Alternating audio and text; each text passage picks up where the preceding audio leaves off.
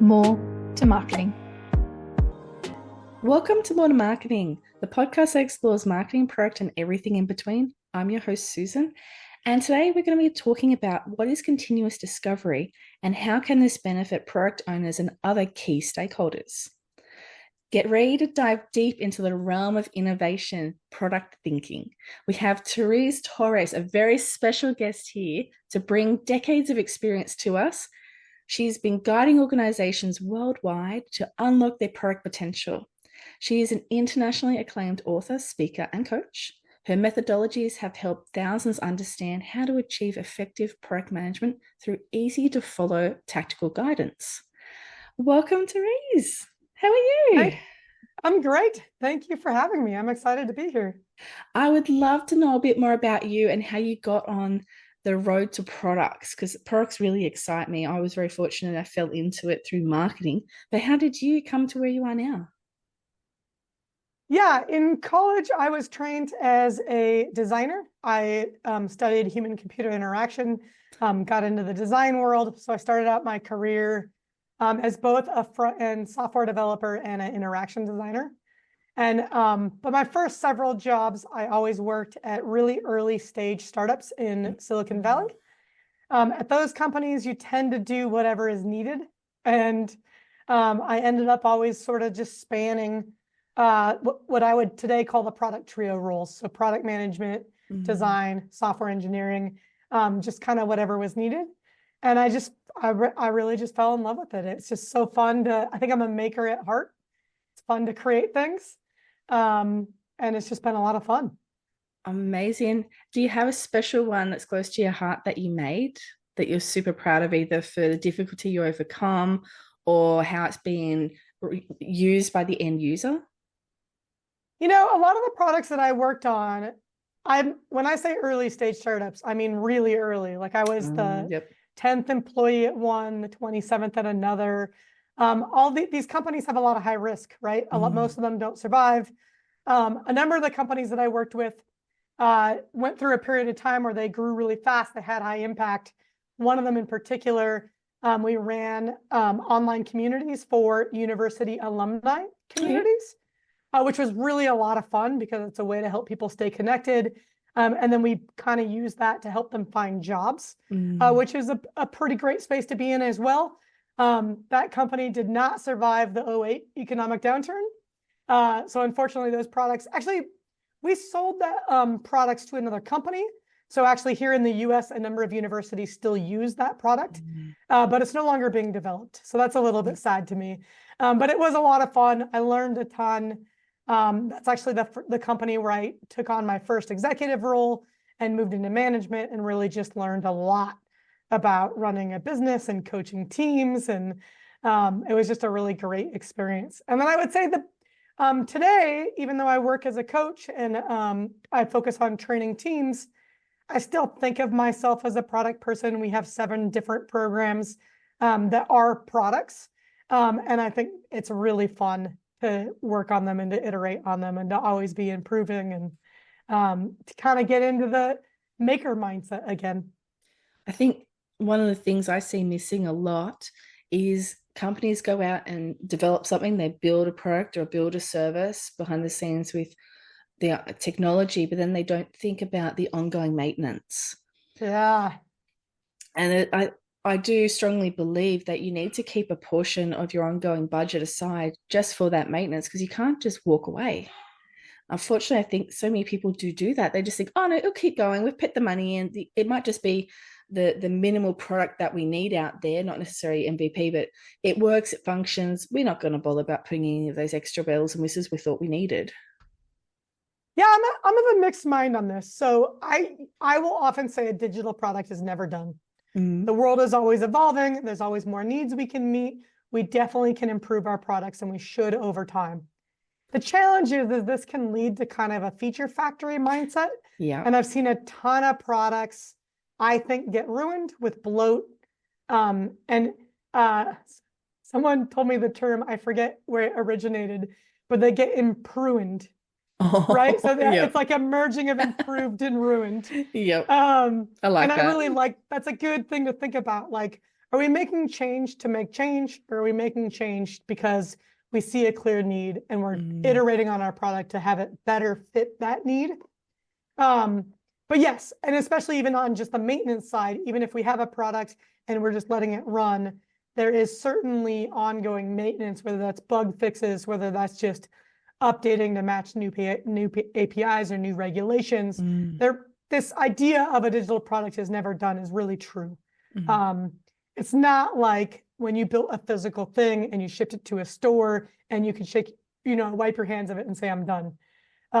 It really is a continuous process. I think that falls in perfectly with the book that you've written as well, called Continuous Discovery Habits. I think that is very pivotal for any business owner to read, not just product people, so they can really get an understanding behind it. But let's go back and let's do some basics here. What defines continuous discovery in the realm of product development? Yeah, so let's start with some simpler terms first. So in the product world, we tend to talk about product discovery versus product delivery. So product discovery is all the work we're doing when we make decisions about what to build, right? So you can imagine in any business, any kind of business, even service businesses, product businesses, we have to decide, like, what are we going to offer to customers? The work we're doing to make that decision is typically called discovery. We contrast that with delivery, which is the work that we do to build something or to implement something or to offer something. And I think this is universal across businesses, right? If you're a restaurant, you have to decide what goes on your menu. Yep. If you're a digital product company, you're deciding what software are we building. But I think the concepts are pretty universal. In the digital product world, teams over the last 20 plus years have started to shift to a more continuous delivery mindset. So in the early days, we used to stamp software on CDs, and we would maybe ship a new version every year or two. Now with the internet, we can ship literally every week. Many companies ship every day. Some companies like the Amazons and the Googles of the world are shipping multiple times a day. There's this continuous deployment of software. And what that's led to is if we're continuously deploying software, we need to be continuously deciding what changes are we making. And that means that this discovery work that we're doing of deciding what to build has now also become continuous. And so in my book, Continuous Discovery Habits, I tried to look at what are the habits we need to adopt to be able to make good continuous decisions about what to build. And that's one of the key things right now, I think, with consumers. If we use Amazon as an example, they're sending to an end user, a customer, someone like me. They need to get into my mindset to know what I need in the future, so then they can do their planning around that, so that they can then do that continuous improvement, the continuous discovery, the continuous development, depending on my needs. Because I know they're testing drone delivery, but I don't need it where I am. So who is that end user? Yeah, that's a great point. One of the things that I write about in the book is that I think there's this underlying structure to good discovery work. And it starts with, we have to know what we're trying to achieve. So we have to have an outcome in mind. And that usually is business driven. Like, what does the business need from us to stay in business? What value can we create for our business? How are we going to measure that? What does that look like? We don't want to just be business driven, though. We want to also focus on our customer. Just like you said, we need to understand, what do our customers need? Do they have pain points we can alleviate? What do they desire? Can we satisfy desires? I call those three things: unmet customer needs, pain points, and desires, opportunities. And then ideally, a good product team is discovering solutions that address those opportunities in a way that's creating business value by driving that outcome. So for someone like Amazon, what this might look like in practice is Amazon might have an outcome of, let's increase the average order size. We want you to buy more on every visit to Amazon. Okay, well, I can do that in a lot of nefarious ways by like adding things to your shopping cart that you're not aware of. That's not a good way to do it. So that would help Amazon, but it doesn't help the customer.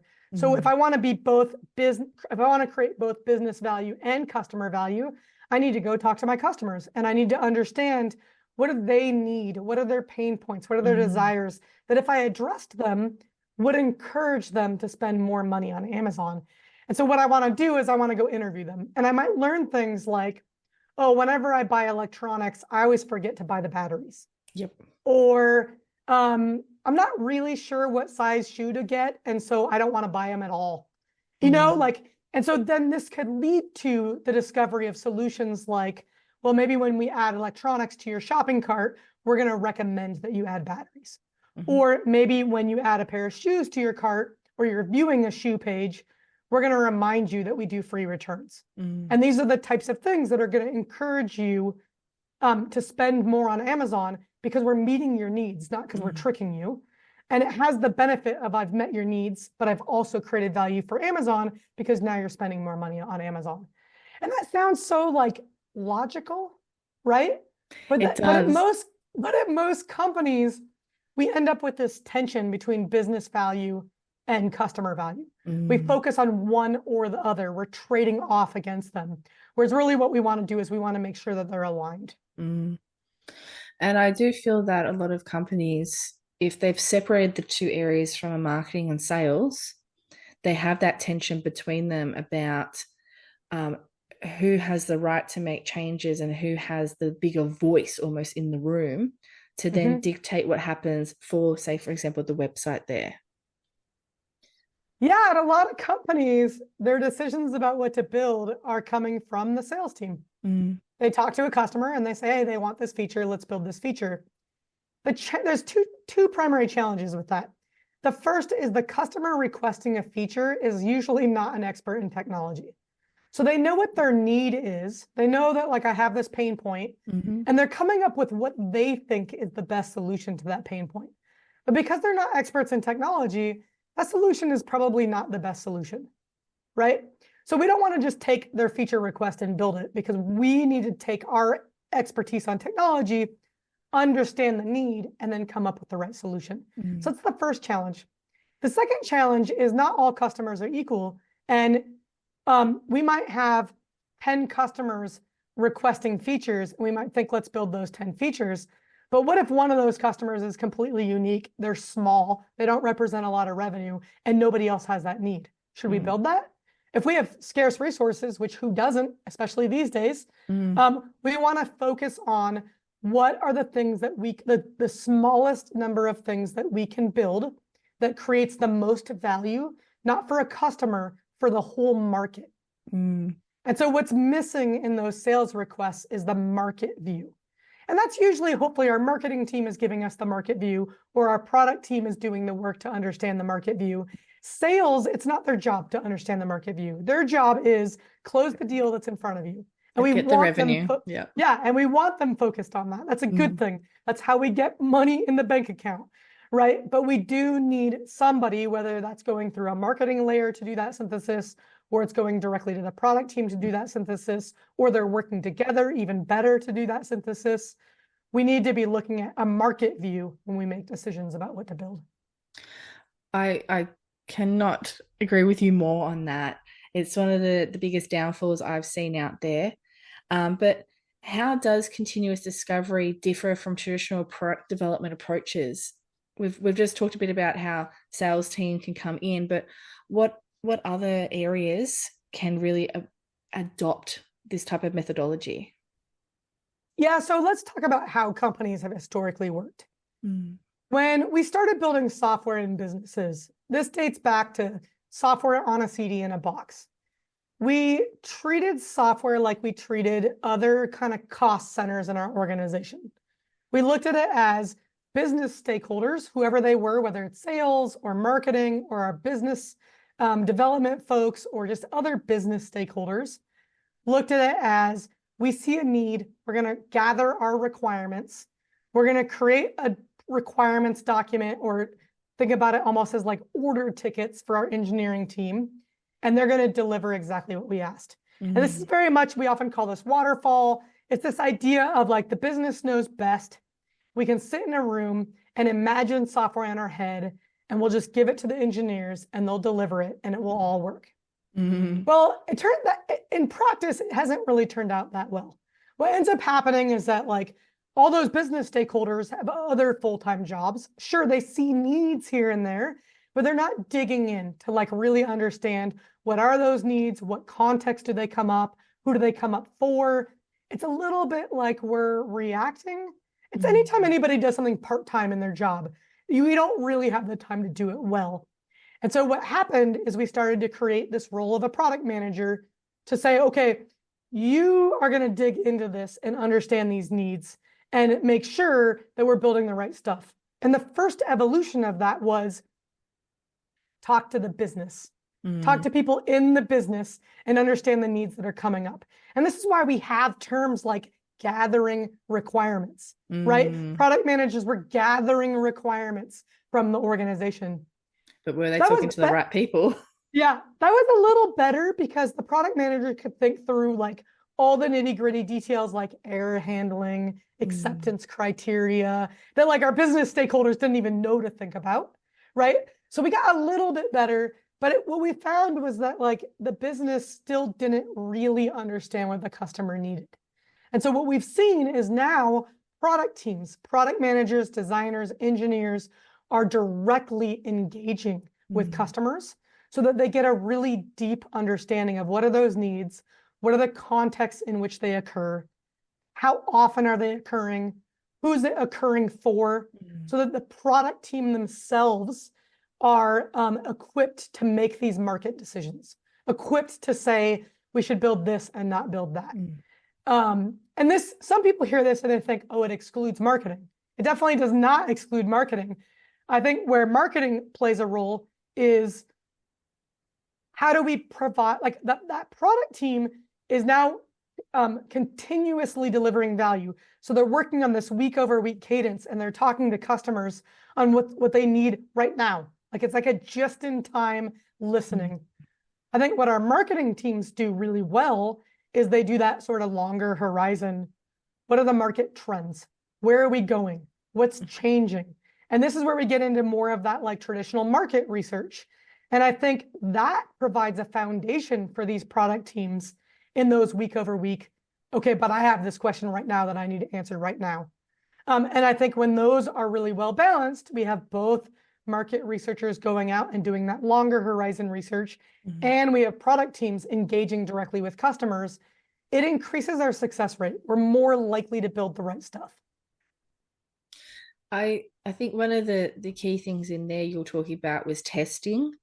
For me, one of the things I've seen looking after some products in the recent past is timeframes get shorter and shorter because people are rushing to get to market because whatever the sales team has said or whatever it happens to be the purpose behind it is a date. You cannot move that date. Tough, just make it happen.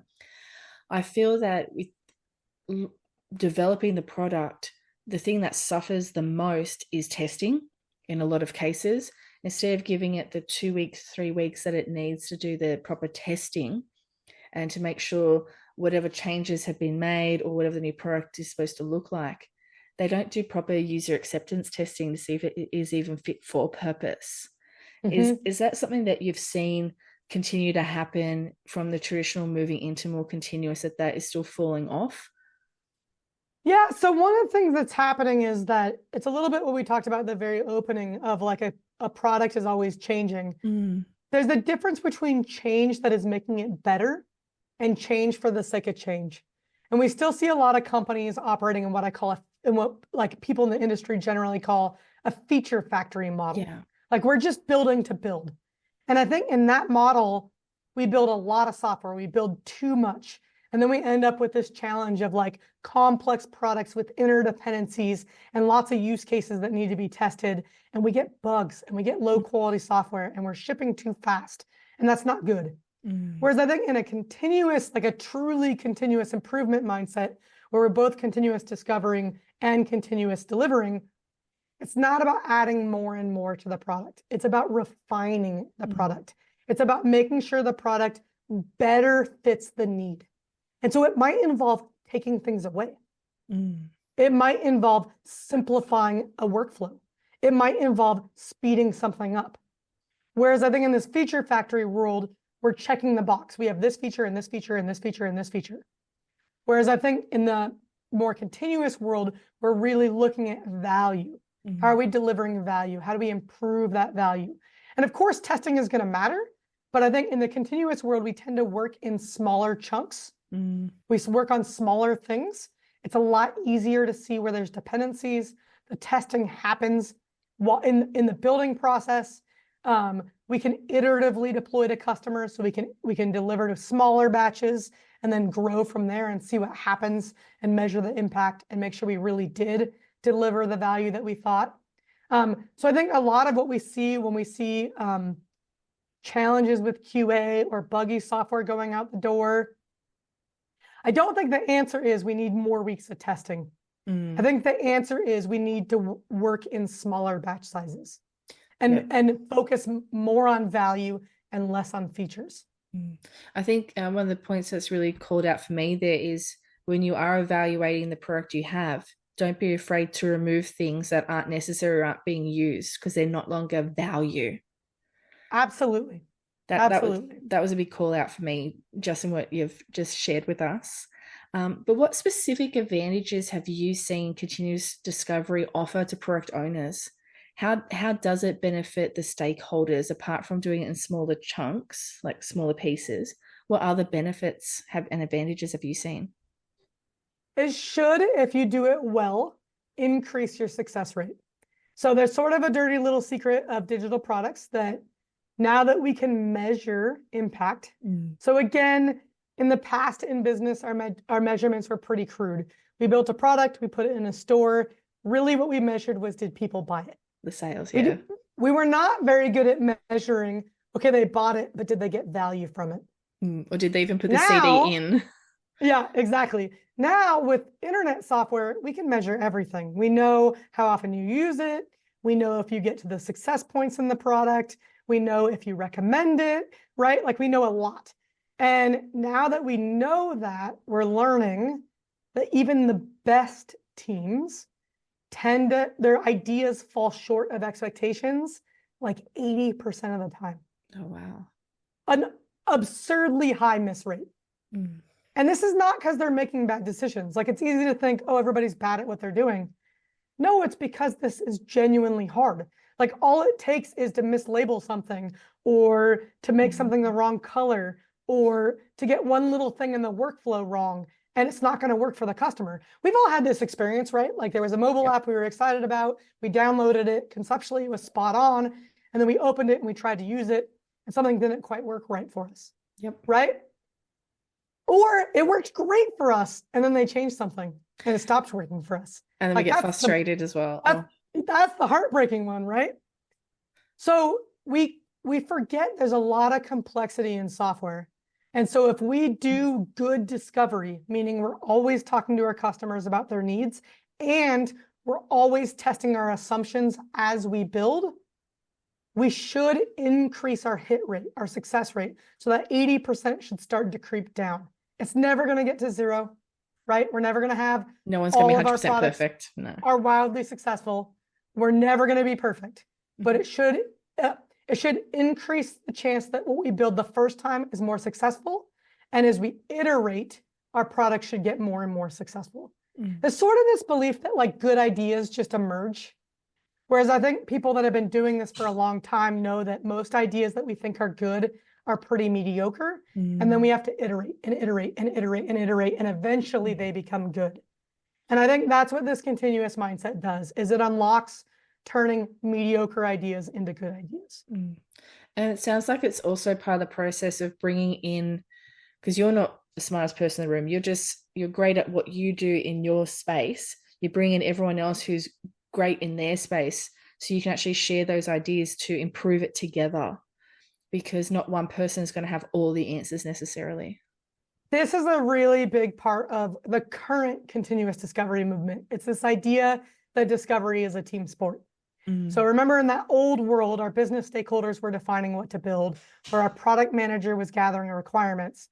It didn't work very well because the stakeholders certainly don't know all the technology.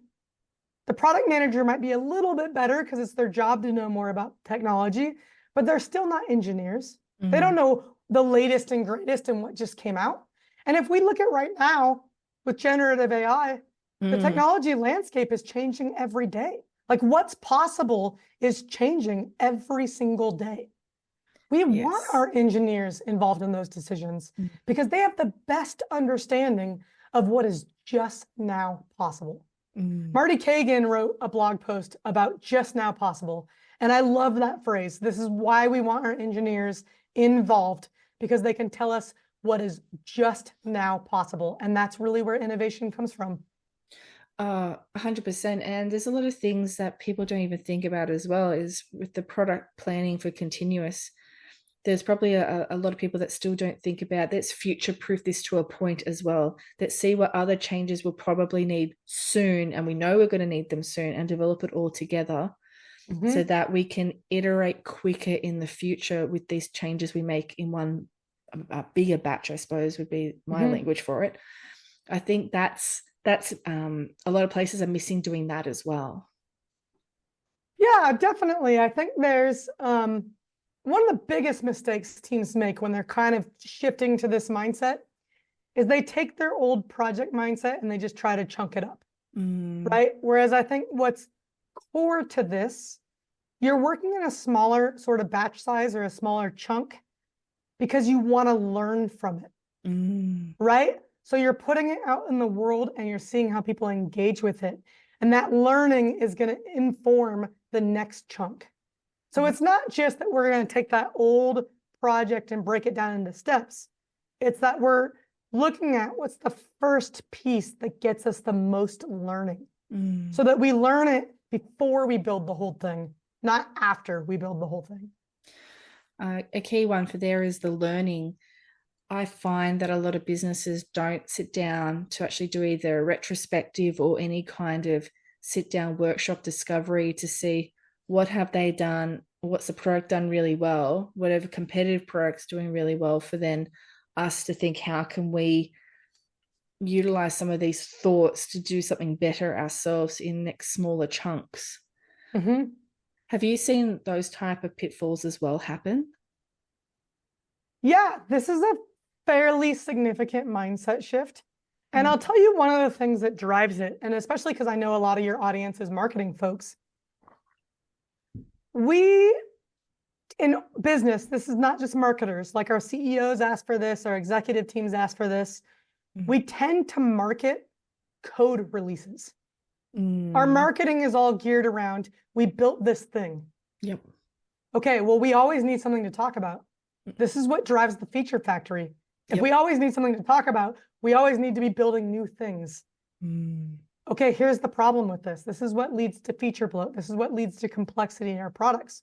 So I think one of the key pieces that we need to have in place to make continuous discovery work really well is our marketers have to stop relying on we built this thing as their message, and instead focus on our customers got this value from our thing.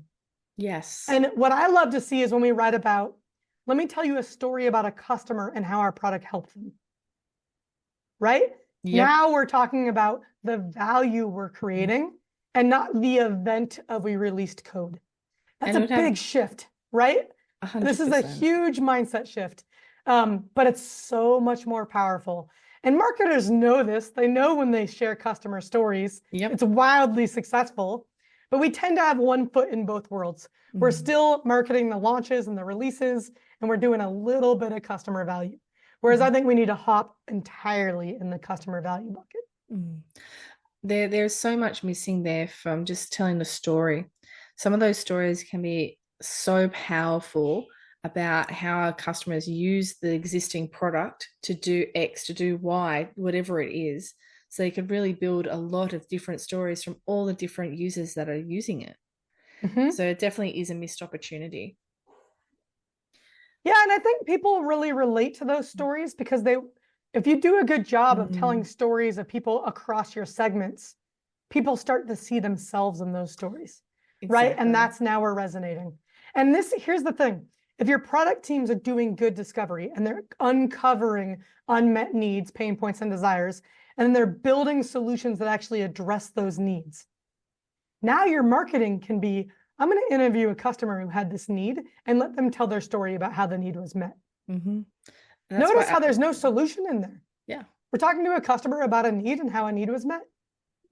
And that's why advertorials were so popular in magazines and everything, because they usually included an actual story of that product and weren't necessarily saying this is new. It was like, this is a customer, this is what they used it, and this is Yep. what the product looks like. Go get it now, because you're feeling Yep. that same story because it was targeted to whoever that magazine was, for example. Absolutely. Absolutely. With teams integrating continuous discovery into their existing workflows, how could they do this without disruptions? Because you've spoken about how waterfall can get in the way, sometimes old mindsets can get in the way. How can they integrate that without having so much disruption? Yeah, really good question. So in the book, I talk about this structure of we're going to start with an outcome.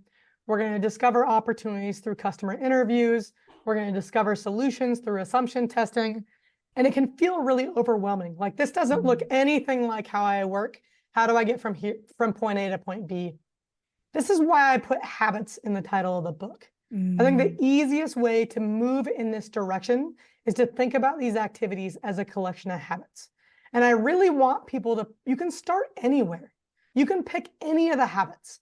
You can look at what's the easiest habit for you to adopt given your unique organizational context and just work on that habit. And then when that habit just becomes part of the way that you work, it's not hard anymore, it's not disruptive, it's just part of the way that you do your job, pick the next habit. Yep. And it really is taking this continuous improvement mindset to the way that we work. How do we get there iteratively over time? Because this wholesale change of like, I have to stop everything I'm doing and start working in this newfangled way, it's just not going to work. It's like setting a New Year's resolution. You're all excited on January 1st, and by February 7th, it's long gone. You've forgotten about it.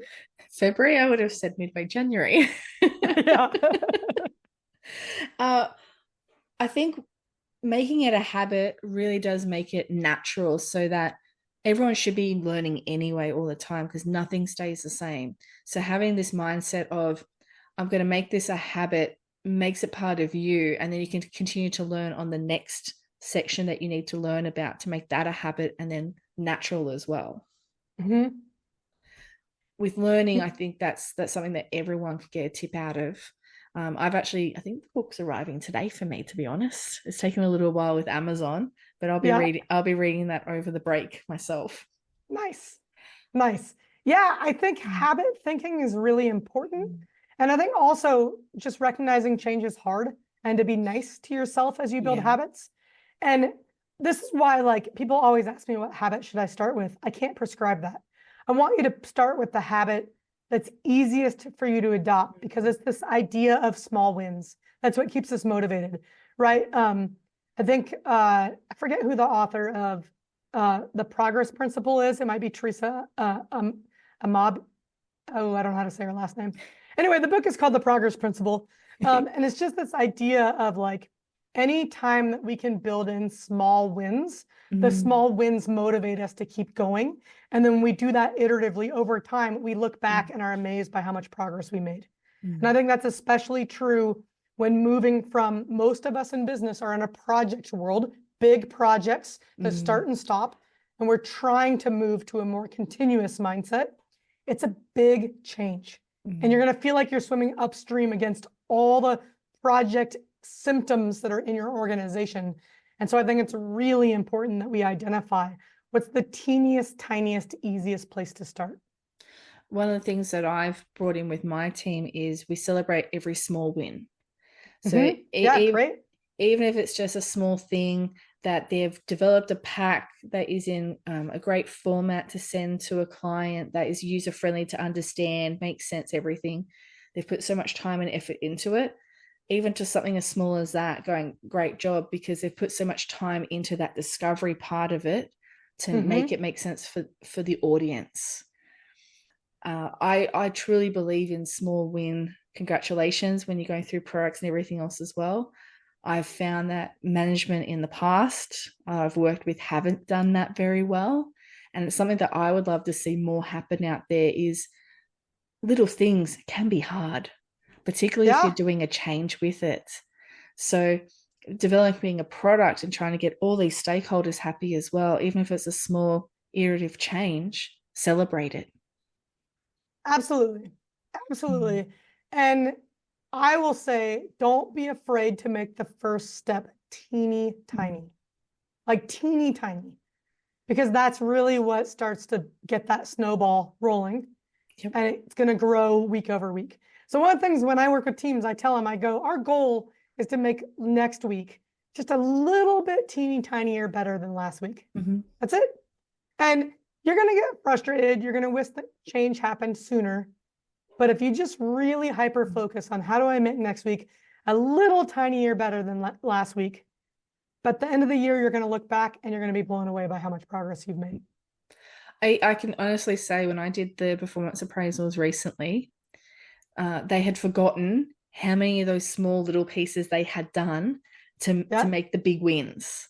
Yeah. So I was adding in all this other detail in there, going, you did this, you did that, blah blah blah, and they're just like, yeah. I forgot because we celebrated it. I didn't actually think it was so big. I'm like, no, it is. You've gone towards progressing, which is fantastic. Keep it up because you want to keep that momentum. And I think if you do too much too soon, you're likely to go back to old habits as well. Yep. Yeah, absolutely. We get change fatigue. Change fatigue is a real thing, and change is hard, right? So if we chew off too much, we are going to give up. And people read the book and they get so eager and they want to try and do it all at once. And I really want to encourage people, look at the third word in the title. It's a collection of habits. Do one at a time. Yep. And generally the one that makes the most sense for you. Yes, absolutely. Absolutely.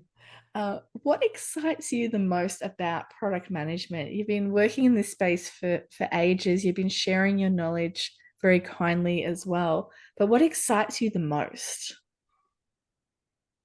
I think I really just like making things, and I really like enabling other people to make things. And I think because my full-time employee experience was at early stage startups, and so many startups are on the wrong track. They're just building things that people don't want. It's a little bit heartbreaking to me. Like, I really want to help people spend the hours of their lives on things that are going to matter, right? It's really about, we all are eager. We all want to contribute. I've never met a product person, whether it was a product manager, a designer, or a software engineer, that didn't deeply care about their customer and creating some value for that customer. And so I just really want to increase our success rate. And it's turning out, it doesn't look like it's that hard. It really is. Can we just build better habits? Can we just get there a little bit faster? It's never going to be perfect. But I think if we put in the work and we stay focused on the goal, it's very doable. And that's what excites me. I still, on a daily basis, catch myself wishing the same things were better that I wished 20 years ago. And they're things that are totally solvable by technology, and we're just not doing them yet. And I think a lot of that is because we're still distracted by all the wrong stuff. We're still distracted by, a lot of this is the demographics of the tech industry. We get a lot of, especially here in the United States, we get a lot of like 20-somethings, tends to be male, and they're building to solve their own needs. And that means if you're 40-something, male or female, or 60-something, your needs aren't being met by technology. And I really want to make it easier for anybody to build stuff. And I think we're getting to the point where technology is enabling this. You can build software without writing code. I think generative AI is going to accelerate this. I think anybody is going to be able to have a vision for a product and bring it into the world. And I think what's going to happen is we're going to get better software for the rest of us. And I think, but only if we're equipped to make sure we're not building for an audience of one, and that we can expand our circle a little bit and learn about others and learn how to make that software work for more people.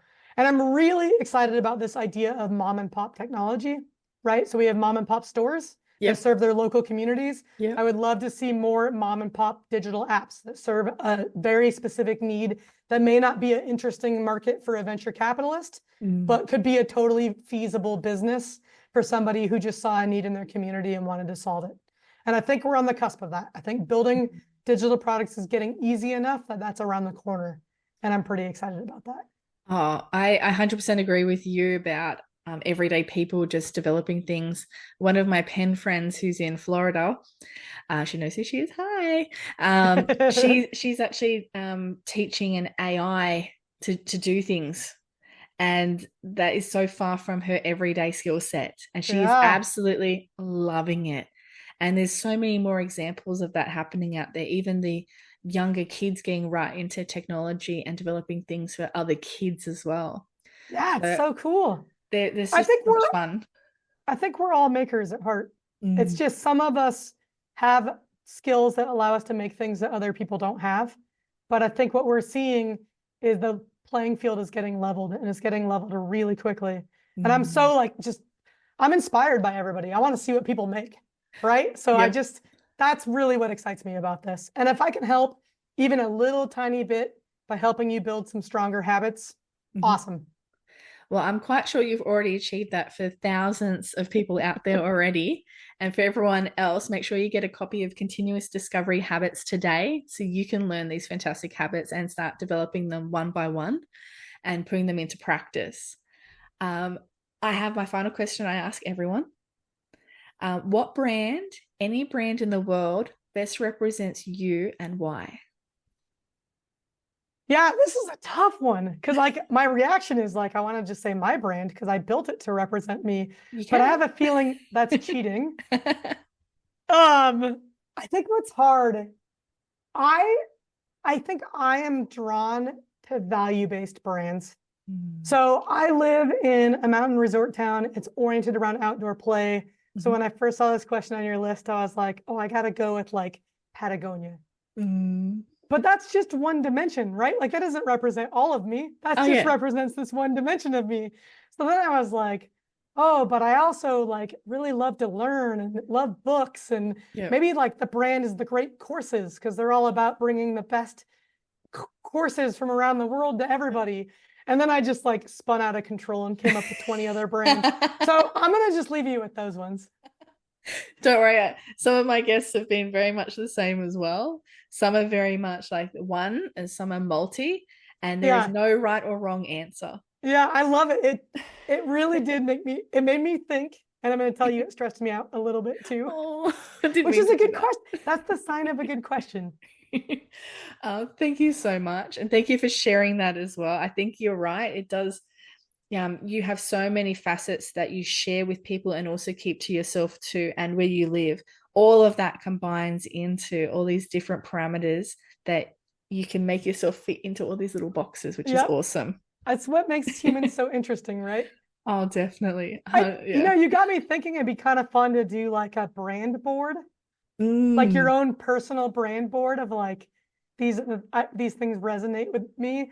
And actually, I saw I was watching videos from the B2B forum, which is by marketing profs. And one of the talks was about how marketers are starting to espouse their brand values in their marketing. And the Mm. guy played a 2-minute video from the North Face. And it was not even really promoting the North Face. It was kind of more in line with Apple's Innovators ad.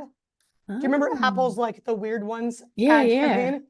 This was this for North Face. It was they just they showed video clips of extreme rock climbers, everybody Yeah. doing extreme sports, and it was just promoting the community of people, Mm. right? It was so cool. And I think this is where we tend to think it's easy to vilify companies. It's easy to think corporate greed and capitalism is bad. But I also think we have some really cool examples of brands that are value driven and community driven. And so it'd Mm. be kind of fun to create your brand board of these are the brands that speak to me. That may be an idea that gets spun out. That Yeah. product might come out very soon. Stay tuned, Yeah. everyone. Are there any final tips or any suggestions that you'd like to share with the audience? I would say if you heard this conversation for the first time and you weren't familiar with my work, there's a couple things that you can do. Obviously, you can pick up the book. It is available worldwide in paperback, Audible, EPUB, Kindle.